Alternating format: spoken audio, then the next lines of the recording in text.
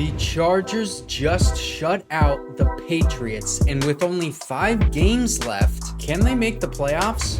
Well, of course they can, but are they a good enough team to even compete in the playoffs? Well, today I'm going to make the argument as to why the Chargers will and won't make the playoffs. So while I get into why they will make the playoffs, make sure to like and subscribe if you do enjoy this content, man. It helps me out so much. And now is the time that we bolt the fuck up, man. Stay bolted up. Because yes, it is possible that the Chargers can still make the playoffs after everything that has happened this season.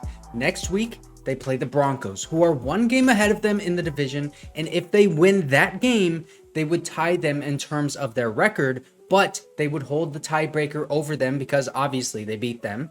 The Chargers' next 5 games aren't necessarily easy. As you can see, they have 4 divisional games and then the Bills left on their schedule. And to be honest, every single one of these teams left on their schedule, I mean, they're in the playoff hunt. So the Chargers would really have to earn their playoff spot if they did manage to get in. Right now, they sit at 5-7 after shutting out the Patriots, but they have yet to beat a legitimate team in the NFL. They beat the Vikings, the Raiders, the Bears, the Jets, and the Patriots. So the best win that they have right now is the Raiders. But they have stayed competitive in every single game that they have played this year, outside of maybe the Chiefs game. You can argue that that one got a little out of hand late. And if the ball had just bounced their way a couple of more times, or they made a few more plays and a bit less mistakes, they would have had a much better record at this point in the season than they do right now. We have also seen some extremely high level play from this offense, and specifically, Justin Herbert and Keenan Allen, who, by the way, Keenan Allen is having the best season of his career right now at 31 years old, which is crazy, man. Can we all just appreciate that right now? And the offensive line only allowed 4 total pressures against the Patriots. So they had a great performance pass blocking, which might be the first time that we have been able to say that this entire season. If the offensive line is able to keep Justin Herbert clean against the Broncos and then the rest of the teams that they have on the schedule, then it's fair to say that that alone might be enough to push the Chargers into the playoffs, because we have seen how great Justin Herbert can be on offense if he just gets a little bit of help. Defensively, we have seen really high level play from those guys at times as well. And listen, man, we always talk about the issues on this defense regarding the scheme and the pass defense, because I understand that we all don't like Brandon Staley, right? We don't want him as the head coach of this team, but let's give him some credit where it is actually due. I always call it how I see it, and this run defense has looked really good at times this year, as well as the pass rush. Khalil Mack and Tuli Tuipulotu are right at the forefront as to why this team has excelled in those 2 areas. If there weren't 1 or 2 explosive run plays a game that they give up, then their run defense stats would look even better, and they'd be charted as probably a top 5 rush defense in the NFL. Kenneth Murray has also shown the ability to defend the run really well at times, as well as blitz, because he is uber athletic and he just needs to be more consistent with his reads in the run game, and then also play tighter zone coverage. I've made so many freaking videos about that. That's a bit frustrating for me, but I'm staying bolted up, like I said. Over these past 2 weeks, though, listen to this. The Chargers have taken out Jasir Taylor, Michael Davis, and Dean Marlowe, and they've put in Jaylinn Hawkins, Deane Leonard, and Essang Bassey. Now, to me, those guys look more passionate and eager to prove themselves in the NFL, and it has paid off, because they only allowed 177 passing yards against Lamar Jackson and forced him to scramble because no one was open several times in that game. And obviously, they shut down Bailey Zappe. I mean, that wasn't much of a great performance, right? Because Bailey Zappe is not a great quarterback.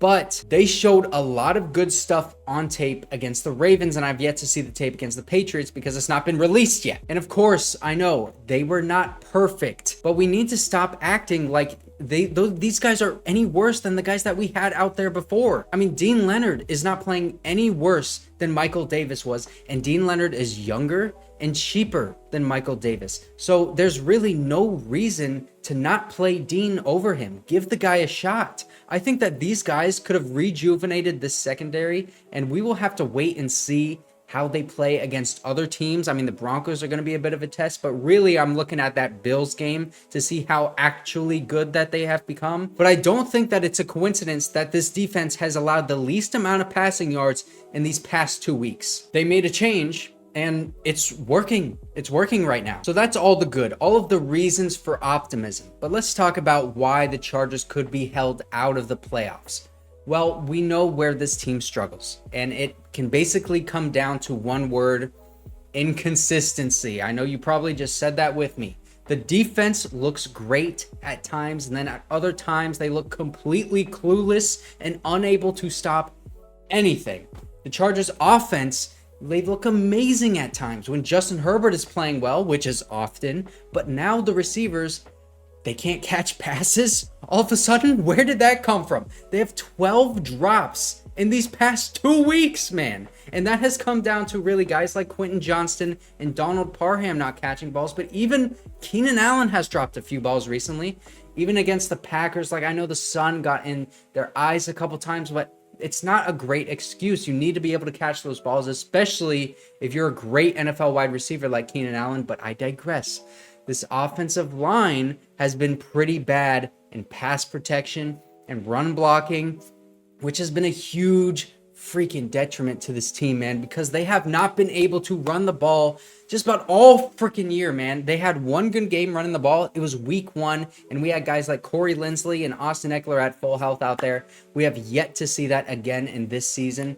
But like I said, nothing about this team has been consistent. So I wouldn't be shocked at all if all of a sudden one of these negatives just like boom became a positive, because that has been the kind of season that it has been for the Chargers. I mean, how many of you guys would have expected this defense to shut out any team this year earlier in the season when we saw performances like we did? In my opinion, the lack of a running game is what is holding this team back more than any other problem on this team, more than the defense, more than the dropped balls.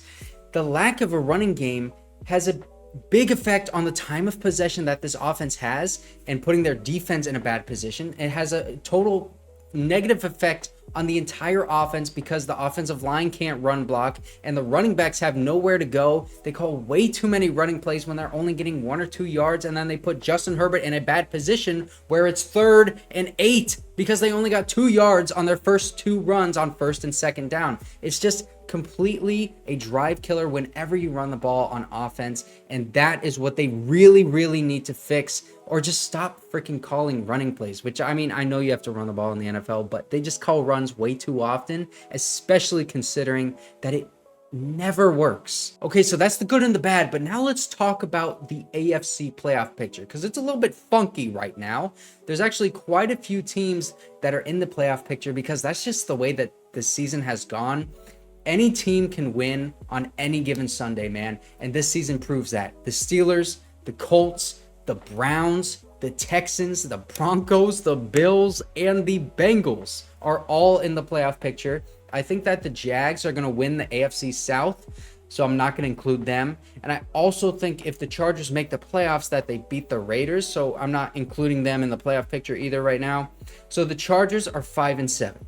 They need to get help from some other teams like the Steelers and the Colts and the Texans specifically to lose some of those games.